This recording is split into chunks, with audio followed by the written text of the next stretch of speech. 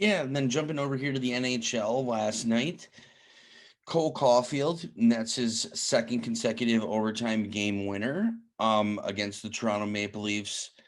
What a fucking snipe. Puts it off the right bar into the net. Beautiful saucer pass from Petrie again, who set him up on his first goal in overtime the day before. Pretty freaking sweet to see that happen.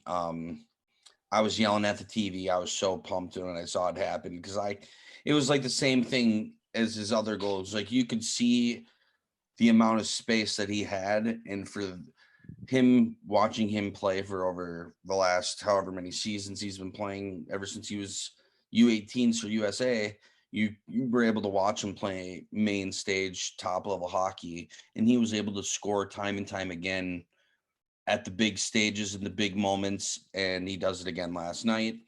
I think that just goes to show that he's just going to be a natural born goal scorer in the NHL, and that's going to be kind of his role here. Um, the team's been continuing to poke fun and make jabs at him while he's continued to do well.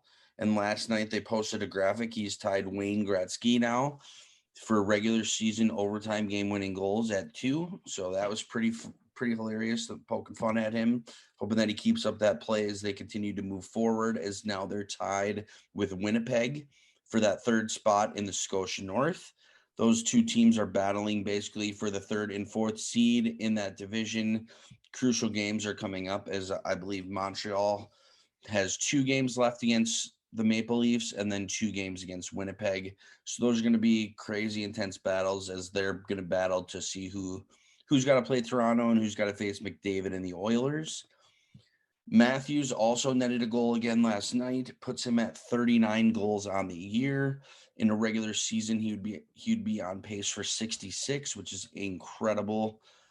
Kid just can't seem to not score. He's always in the right spot. How he moves the puck really quick off those angles before he takes those shots. He's just a born sniper.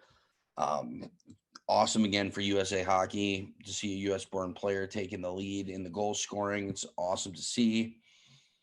Then jumping over to Dallas, and yeah, jumping over to Dallas here, who is one of the other teams on the bubble with Nashville fighting for that last playoff spot. They get one of their superstars back, who's Tyler Seguin, made his return after 160 days for 2 knee surgeries. He skated last night, made his comeback. He scored a goal, and they ended up making it to overtime and getting 1 point in the loss. Huge point for them as they need every point that they can get as they're battling for that last spot out there in the West. Boston secures the last playoff spot in the East, so that's pretty much locked up. They're just fighting for positioning now in the East. The Blues basically have the West locked up in the West. So I'm sorry, Dallas. That's in the East. No, all these fucking division changes, dude. All these names are just messing me up so bad. I apologize to all the fans out there. Go ahead and roast me. I'll take it. Hmm. That's in the Central Division. I apologize. So the Stars are battling with Nashville for that last spot in the Central Division. The Central. Um, yeah, McDavid last night they win 5-3. He had a few points. He's now at 91 points. He's definitely going to hit 100. That's no question. Down in Florida, sticking with the Central, Spencer Knight, rookie goaltender, makes NHL history as the first goaltender to go 4-0 in his first 4 games in the NHL. Shout out to Spencer Knight, U.S. development program prospect. Made it through the whole ringer there. So USA Hockey's on the up and up with the young kids coming in. It's really neat to see that as well. And then the last bit of news here for those of you who didn't get to watch the Washington Capitals New York Rangers game last night, Tom Wilson received a $5,000 fine for slamming Panarin's head off the ice multiple times. I think that was a bullshit call. I feel like he should have been ejected, or the Rangers should have beat him to a bloody pulp right there out on the ice. I definitely think Tom Wilson is one of those players who plays on that line. He does cross it more times than not because he is that type of player. Um, you hate to see it when it's taken to a guy where he doesn't have a helmet on and you're slamming his head on the ice. Like that can really do some big damage there. So I really feel like player safety needs to take a second look at this and potentially give him a sussy here, maybe even keep him out the rest of the year of the regular season and give him a bigger fine than that, because the NHL, as basically every sports industry now, is your top players are the guys you kind of protect and you are the guys who make you your money. Artemi Panarin for the New York Rangers, he's the guy that brings in big bucks for that team. And New York Rangers, Madison Square Garden, one of the biggest markets because of the population. You can't take out their top player and expect nothing to happen. So I feel like there's definitely going to be more repercussions coming here as the days continue. And then last bit of news is the United States U18 team got downed last night 5-3 by Sweden. So their run has come to an end.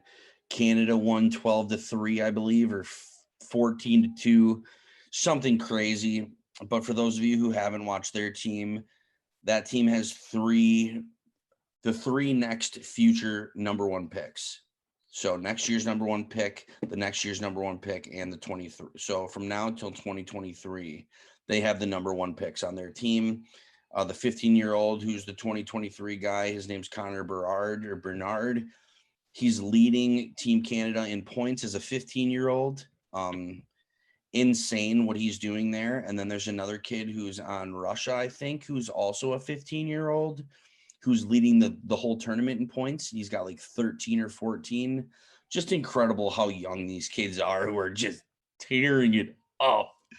Like it's really amazing to see how young these kids are getting who are able to play that competitive and that top tier level of hockey where pretty soon you're going to start seeing, I mean, the average age of the NHL right now is like 24 years old, 23 years old. I'm guessing in the next 5 years, that's down to about 20. Because just for the sheer raw talent of how these young kids can skate and move. And it's gotten away from the physical fighter type of where you don't have kids growing up learning how to fight and stuff, they're learning how to score goals. All these kids want to score goals now. It's not about being the tough guy anymore. So yeah, that's all I really got for hockey. I mean,